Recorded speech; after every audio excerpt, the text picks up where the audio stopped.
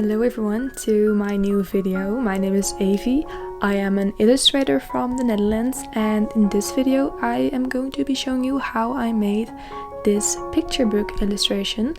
It's not published yet, but I have plans on publishing it maybe in the future, but I'm not pretty sure if I'm going to do it. Oh my god, I say so many times in every video, and it's actually, I don't want to say it again. But for this video, and for this illustration of course, I'm using the program Procreate. I use it for all my digital illustrations because I find the interface working very friendly for beginners or people who just like easy interfaces. I've tried, I've tried Photoshop as well, but I find it very difficult to work with. So for this video I'm using Procreate, and I think that I'm only using the brushes that I have from Procreate itself. Maybe I use some downloaded brushes, but most of the brushes that I use are from Procreate itself. So you can simply, or maybe not simply, you have to learn, but you can make this illustration for yourself as well.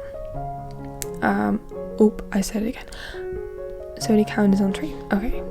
I have experimented with a lot of brushes to get to know how they're working and if they would work for the illustration that I'm planning to make. I've made a sketch and then I was going to be working it out in Procreate. Like I said, you probably know it.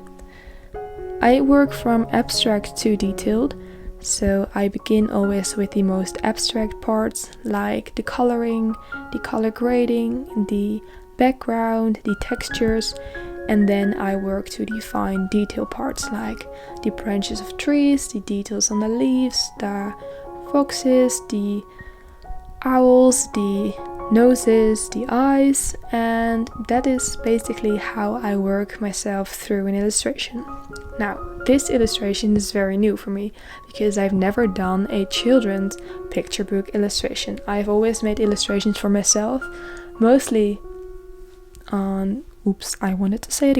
mostly digital, but also a lot of traditional illustrations. So the coloring part of a picture book is very important because that is what makes it attractive.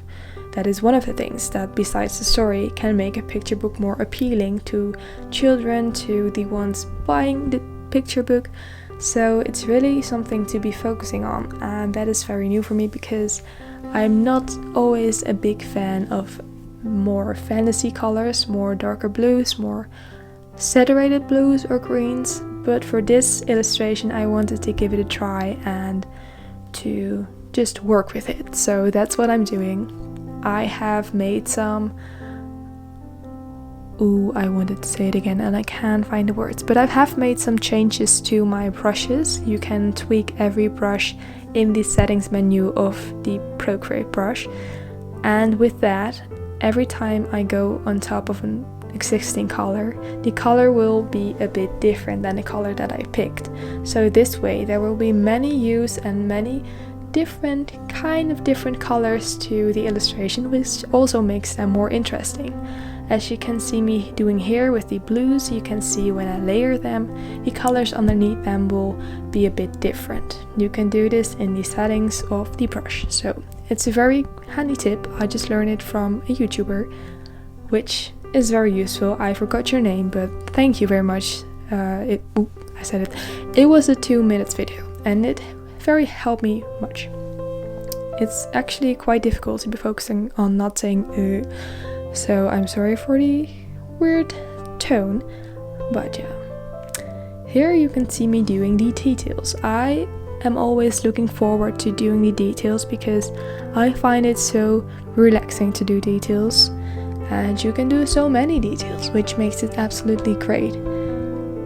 So yeah, I add some more shadows to the trees to give them a bit more depth, and I use some, that was my dog. I give them a bit more highlight, and then I put some more highlights in everything as well, as you can see. And then the owl. For the owl, I am doing the same techniques as I did before. I showed you before. I work from the lower lights to the higher lights, and I like to have everything a bit saturated, and as I saw here, they weren't very saturated colors, so I added them later in this video. But yeah, oh wow, I am so not sure about what I'm going to say, and then every time I say I just am so aware of what I'm saying. It's awful. Okay, but the details. I thought that I already did this part with my voiceover, but I did not. Oh no, I am using a quite repetitive pattern to be working on with the feathers, with the trees. I love repetitive feathers. It's something that makes you look unique, or can make you look unique, because if everyone does the same patterns, it's not unique anymore. You have to make your own style, you have to create your own kind of patterns. Then I opened a new canvas. I copied my existing drawing to a new canvas with a traditional look.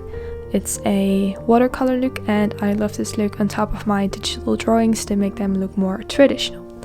So that's what I'm doing here. I am saving out some parts and I'm erasing the parts later right now. Then I added some text. It's of course a picture book, so I do involve text. You can always make picture books without text, but I find that a bit difficult. I need to work on my characters for that a bit more.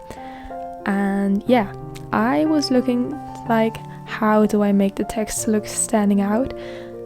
And at the end I chose not to do this, but I used a gradient under the text to make it look more popping with use of a shadow. And I find that to be working well, and it looks more pretty because it really focuses you on the text and not off the text block, if you know what I mean. So this also feels like a really big practice for me speaking in English, because as a Dutchie myself, we don't speak so much English during the day, so this is a great way to learn English for me. So please don't judge me on my speaking or my grammar or on anything, because I'm still learning. The words sometimes come in very late, so I'm sorry for that, but it's part of the learning process. I can illustrate a bit, but my speaking could be better, so that's what I'm practicing also with making these videos. If you like this, please give it a like. So no, I'm sorry for that. I found the illustration not to be done yet. It needed some more things to be looking at, so I made a fox in the illustration to make it more appealing, to make it more interesting, because why is the fox sleeping? Why is the owl standing there? There are just more things to think about, and I think that makes picture book illustrations more strong. So I did that. I added some more details, and then of course I had to make something more, because the middle part in the sky, it felt quite empty. So I decided to make some more leaves, some more tree branches to fill in that empty space. And then I added some more animals to it. A little caterpillar. Is it called a caterpillar? I don't know, but I think it does. Or is that a butterfly? I don't know. And I edited a ladybug, because I love ladybugs and I think children love them too. So here you can see me adding the more saturated parts to the owl. Above the owl stands Oohoo. So okay, this was the end of the voiceover. I hope you liked this illustration. If you do, please give it a thumbs up, please subscribe, and I hope to see you again in my new video. Bye!